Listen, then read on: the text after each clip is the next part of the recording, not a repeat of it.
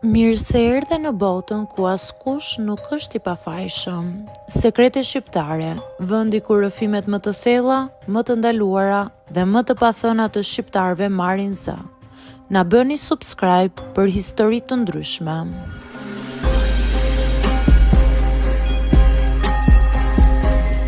Jam 22 vjeç dhe jetoj në një shtëpi të madhe familjare në fshatin ton të vogël. Gjyshja ime ka qenë gjithmonë një figurë qetësie dhe urtësie në jetën time. Të gjithë e dinin si të dashur, të qeshur, një gruaj që nuk gjykonte kurrë dhe që kishte një humor të hollë, ndonjëherë pak ironik. Por një mëngjes ndodhi diçka që më la pa frym dhe që ende e kujtoj, jo sepse ishte dramatike, por sepse më bëri të ndjeja një përzierje të çuditshme emocionesh, midis habis, turpit dhe respektit. Isha zgjuar herët atë mëngjes, si zakonisht dhe po ndihmoja në oborin e shtëpisë. Ishte një mëngjes i freskët, me diellin që sapo po ngrihej mbi kodrat e lushnjes dhe ajri i ftohtë më mbushte mushkrit. Duke ecur nëpër obor, afrova te pjesa ku gjyshja zakonisht kujdesej për kopshtin dhe për një çast pash diçka që nuk duhej ta shihja. Ajo po qëndronte në një pozicion të pazakont, duke u përpjekur të rregullonte diçka mbi veten e saj, diçka që nuk e shija kurrë më parë. Për disa sekonda mendova se ndodhte ndonjë problem, por më pas kuptova se ajo po vetë kënaqej në një mënyrë shumë private. U shtanga. Një ndjesie e çuditshme më kaploi trupin. Kisha kurreshtje, ndoshta edhe një lloj respekti. Nuk e dija si të reagoja. Duart më dridheshin, zemra më rihte shpejt. Mendja kërkonte një justifikim për të ikur pa u vënë re. Por nuk mund të lëvizja. Çdo lëvizje e vogël mund ta prishte momentin dhe nuk doja që ajo të ndiej sikur po e vëzhgoja me sy. Mora frym thellë dhe vendosa të qëndroja aty, duke i dhënë vetes disa sekonda për të kuptuar se çfarë po ndodhte. Nuk ishte asgjë e keqe, nuk ishte e gabuar, ishte thjesht pjesë e privatësisë së saj, diçka që nuk më ishte zbuluar kurrë.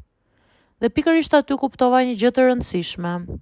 Çdo person ka një pjesë të jetës që është vetëm e tij, dhe e drejta për të ruajtur atë pjesë është e shenjtë. Gjyshja më pa më vonë. U skuq, i erdhi turp nga vetja, por nuk tha asgjë. Buzëqeshji dhe vazhdoi të merrej me punët e saj personale. Ishte një buzëqeshje e qetë, e matur, që më bëri të ndihesha më keq për rabin time sesa ndihesha më parë. Ndjeva një respekt të madh sepse kuptova se ajo kishte ende një pjesë të jetës që i gëzoi, i përkiste vetëm asaj dhe askush nuk kishte të drejtin ndërhynte. Ditët që pasuan, çdo gjë dukej normale, por unë nuk mund të hiqja nga mendja atë mëngjes që pash. Çdo gjë ishte më e gjallë, më e vëmendshme. Zërat e zogjve, tingujt e kopshtit, madje edhe aromat e kuzhinës. Ndjesia e respektit për privatësinë dhe hapësirën e të tjerëve filloi të më ndryshoj mënyrën se si e shikoja unë botën. Nuk ishte më thjesht një gjyshe. Ishte një person me jetën e vet, me dëshirat e veta, me pjesët e saj intime, të cilat nuk mund të ndërhyja unë. Një mbrëmje ndërsa ulesha në divan dhe shikoja hënën që ndriçonte mbi obor, mendova për momentet e vogla që shpesh ne i injorojmë. Kujtimet e vogla të përditshme, të heshtura kanë një peshë të madhe në formimin e asaj që ne jemi. Ky mëngjes me gjyshen ishte pikërisht një prej tyre. Një kujtesë se respekti dhe vëmendja për të tjerët nuk janë gjëra që vijnë natyrshëm, por gjëra që mësohen me kohën. Me kalimin e javëve fillova të vëzhgoj më shumë. Jo vetëm gjyshen, por të gjithë familjen dhe komunitetin. Kuptova se të gjithë kanë pjesët e tyre private, momentet e qeta dhe të heshtura që nuk duan t'i ndajnë me askënd. Kur i respektojmë këto momente, fillojmë të kuptojmë më mirë jo vetëm të tjerët, por edhe veten tonë. Më vonë gjatë verës, gjyshja më tregoi disa histori nga rinia e saj.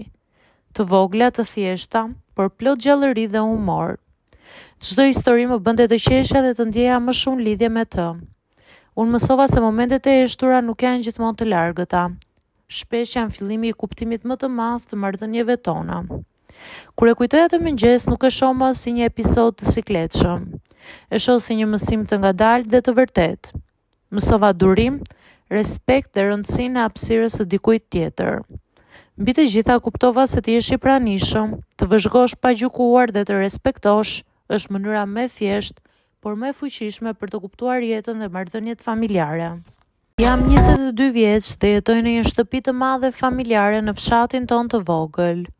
Gjyshja ime ka qenë gjithmonë një figurë qetësie dhe urtësie në jetën time. Të gjithë e dinin si të dashur, të qeshur, një gruaj që nuk gjykonte kurrë dhe që kishte një humor të hollë, ndonjëherë pak ironik. Por një mëngjes ndodhi diçka që më la pa frymë dhe që ende e kujtoj, jo sepse ishte dramatike, por sepse më bëri të ndjeja një përzierje të çuditshme emocionesh, midis habis, turpit dhe respektit. Isha zgjuar herët atë mëngjes, si zakonisht dhe po ndihmoja në oborin e shtëpisë. Ishte një mëngjes i freskët, me diellin që sapo po ngrihej mbi kodrat e lushnjes dhe ajri i ftohtë më mbushte mushkrit.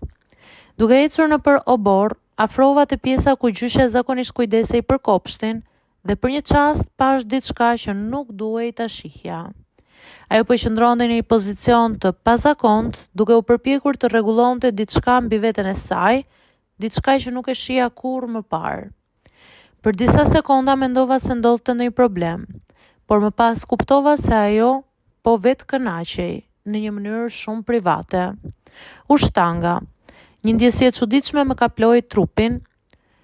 Kisha kurreshtje, ndoshta edhe një lloj respekti. Nuk e dija si të reagoja. Duart më dridheshin, zemra më rrihte shpejt. Mendja kërkonte një justifikim për të ikur pa u vënë re. Por nuk mund të lëvizja. Çdo lëvizje e vogël mund ta prishte momentin dhe nuk doja që ajo të ndiej sikur po e vëzhgoja me sy.